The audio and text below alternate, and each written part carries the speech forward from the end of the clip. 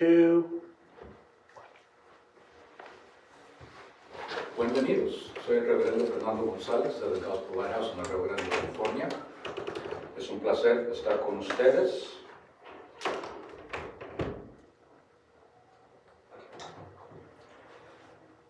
Nuestro estudio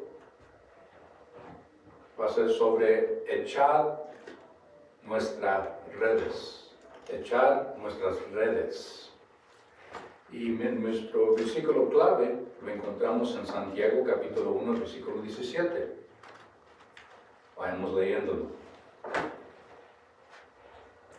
Dice, toda buena dádiva y todo don perfecto desciende de lo alto, del Padre de las luces, en el cual no hay mudanza ni sombra de variación. Leo de nuevo. Toda buena dádiva y todo don perfecto desciende de lo alto, del Padre de las luces, en el cual no hay mudanza y no sombra de variación. Gloria al Señor. Estas bendiciones vienen de lo alto. Todo lo bueno viene de lo alto. Toda cosa es perfecta que desciende del cielo y de lo alto. ¿Por qué? Porque el Señor Todopoderoso es el que nos está dando esto. El Señor que en la palabra de Dios dice que Él es nuestro Dios y nosotros somos sus hijos o su pueblo. Él nos quiere dar dádivas buenas y perfectas. Gloria al Señor. Pero también en Malquías, al capítulo 3 y versículo 10 nos dice, traer todos los diezmos del alfili y haya alimento en mi casa. Y pruébame ahora en esto, dice Jehová de los ejércitos, si no os abriré las ventanas de los cielos y derramaré sobre vosotros bendiciones, derramaré sobre vosotros bendiciones hasta que sobreabunde. Gloria al Señor. No solo son buenas, no solo son perfectas, pero también van a ser tantas que van a sobreabundir sobre nuestras vidas. Gloria al Señor. En Mateo capítulo 6, versículo 33 nos dice, mas buscad primeramente el reino de Dios y su justicia, y todas estas cosas os serán añadidas. Gloria al Señor. Si seguimos al Señor, si buscamos al Señor primeramente, y el reino de Él primeramente, y su justicia primeramente, entonces todas estas cosas serán añadidas. Gloria al Señor. Otras bendiciones que Dios nos da es un nombre perdurable.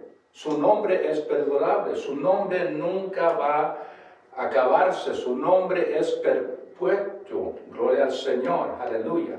En Apocalipsis dice, sé fiel hasta la muerte y yo te daré la corona de la vida. Tenemos que ser fieles, tenemos que seguir a Dios hasta la muerte y recibiremos una corona. También nos da conocimiento espiritual. Eso viene porque le pedimos a Él que nos abra el entendimiento y Él nos abre el entendimiento, sí. Pero en Jeremías nos dice una poca más. Dice, y les daré corazón para que me conozcan. Tiene que haber una cirugía espiritual en nuestras vidas para conocerlo a Él. Y eso es el movimiento de nuestro corazón. Gloria al Señor. Y nos dará un nuevo corazón. En Ezequías nos dice en capítulo 11, versículo 19, y les daré un corazón y un espíritu nuevo pondré dentro de ellos. Y quitaré el corazón de piedra de en medio de su carne y les daré un corazón de carne. Gloria al Señor. Así, la cirugía espiritual que Dios atrae a nosotros, gloria al Señor, para que nosotros podamos conocerle a Él. Aleluya. Y nos llena con el Espíritu Santo. Y este Espíritu Santo es nuestro Padre Celestial, que dará el Espíritu Santo a los que se lo pidan. Tenemos que pedirle al Señor.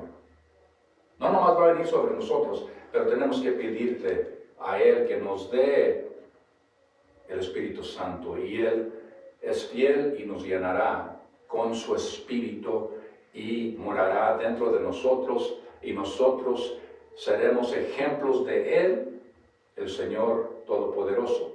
Nos da una vida eterna el Señor. Esta es otra dádiva, es la vida eterna. Dice, y yo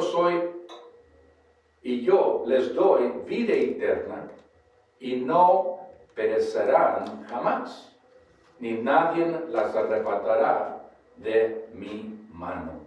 Gloria al Señor, aleluya. Dios es inmutable. Jesucristo es inmutable. En Hebreos capítulo 13, versículo 8 nos dice, Jesucristo es el mismo ayer y hoy y por los siglos. Acuérdense que en Él no hay apariencia. Gloria al Señor. Así como hemos leído en Santiago capítulo 1, versículo 17, dice, toda buena dádiva y todo don perfecto desciende, ¿de dónde? De lo alto. Gloria al Señor.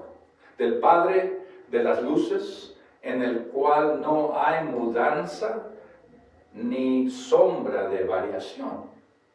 Él es constante. Podemos nosotros fijarnos en Él y Él nunca cambia. Él sigue igual. Su amor es eterno. Cristo es eterno. Dios es eterno. En Apocalipsis capítulo 1, versículo 8 nos dice, yo soy el Alfa y la Omega, principio y fin, dice el Señor, el que es y que era y que ha de venir, el Todopoderoso.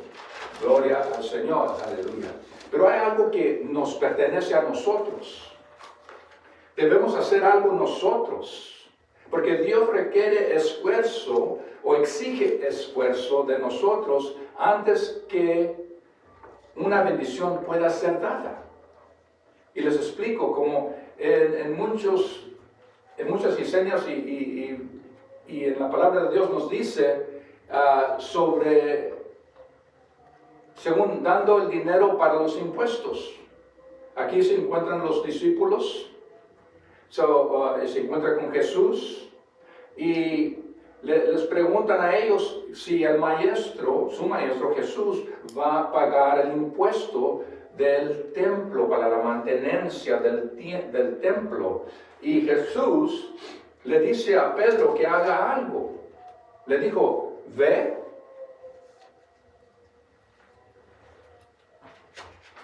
y al lago, echa el anzuelo, abre la boca del primer pez que saquías, y allí encontrarás moneda de plata. La bendición no vino simplemente porque Jesús lo dijo, pero le dijo a Pedro, ve al lago y echa el anzuelo. Y Jesús hizo lo demás, pero le pidió que hiciera algo. Jesús nos está pidiendo a nosotros que hagamos algo, que nos esfuercemos nosotros. Gloria al Señor. En San Marcos capítulo 3 había un hombre con una mano seca. Lo pusieron en medio allí en la sinagoga y Jesús lo vio y le dijo a él, extiende la mano. Él tenía una deformidad y él tenía una mano seca. Pero Jesús le pidió a él que extendiera la mano. Si el hombre se avergüenzara, si el hombre se acobardaba y no extendía la mano, él no iba a recibir el milagro. Pero el hombre tuvo que extender la mano y la extendió y quedó la mano restaurada. Gloria al Señor. Jesús quiere algo de nosotros. En otra historia, en el capítulo 5 y versículo 4 de San Lucas, nos dice de una gran pesca. Allí estaba Simón, que ahora le conocemos como Pedro, y Andrés, su hermano. Estaban allí en la orilla del mar de Galilea. Y allí Jesús vino a ellos.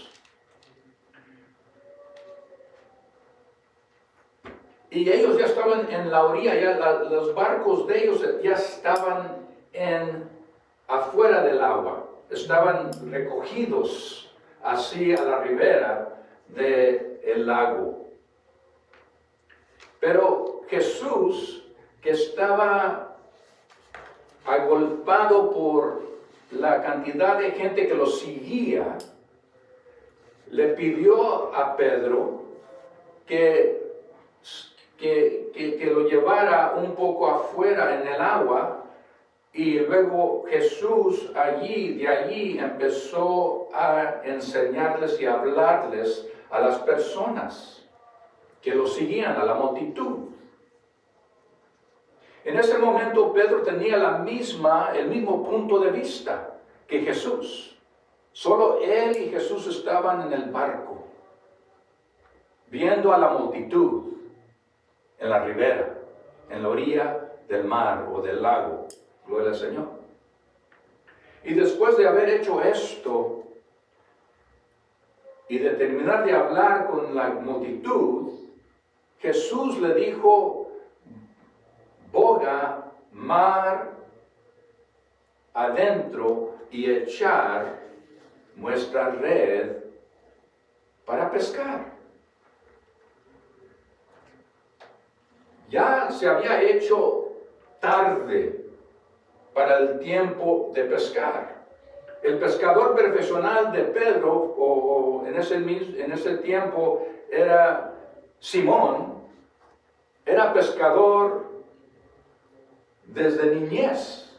Conocía cómo pescar. Sabía que tenía que empezar temprano, muy temprano, y pescaban de noche. Que ya para la mañana ya tenían su pesca. Pero en este instante Pedro le respondió al maestro: toda la noche hemos trabajado y nada hemos pescado. Nada, solamente nada habían pescado. Y hizo a un lado él toda su experiencia, todo lo que él decía: pues yo sé cómo pescar, yo sé que toda la noche trabajamos para pescar y no pescamos nada. Decía como: es inútil echar la red a esta hora. Las peces ya comieron, ya se fueron a los lugares más profundos de ese mar o de ese lago. Dice: mas en tu palabra echaré la red. Él obedeció, hizo a un lado todo lo que él conocía. Y era como una cosa inútil para él, como el hombre piensa. Pero él echó la red y obedeció a Jesús. Y dice: y habiendo hecho esto, Pedro, encerraron gran cantidad de peces y su red se rompía. Gloria al Señor. Y llamaron a los compañeros y llenaron ambos barcos de manera que se hundían. Tanto pescado habían recogido que se hundían las dos barcas. Y dice que Pedro cayó de rodillas y dijo: apártate de mí, Señor, yo soy hombre pecador. Y Jesús le dijo: no temes, desde ahora serás pescador de hombres.